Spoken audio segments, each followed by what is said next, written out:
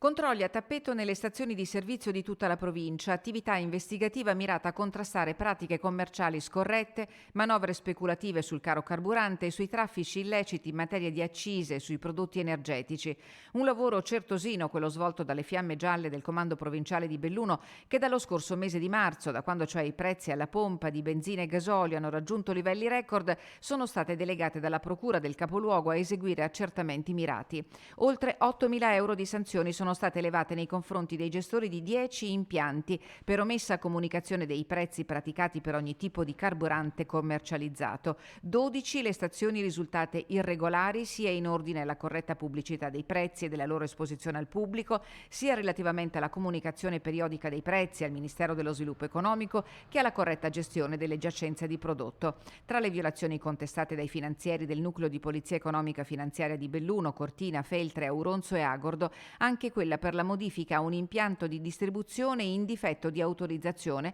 e per cessione di prodotto in evasione di imposta. L'impennata dei prezzi alla pompa ha scatenato il Codacons, che a marzo ha presentato esposti in tutte le procure d'Italia. Per diverse settimane in provincia i rincari di benzina e gasolio sono risultati fra i più alti in Veneto, superando per la prima il 18%, mentre il gasolio ha registrato un aumento pari al 25%. Pochi giorni dopo l'apertura dell'inchiesta giudiziaria, i prezzi dei carburanti sono improvvisamente scesi al di sotto dei 2 euro al litro, a dimostrazione che l'economia di guerra senza bombe, così l'aveva definita il presidente della regione Luca Zaia, aveva più a che fare con speculazioni a danno dei consumatori.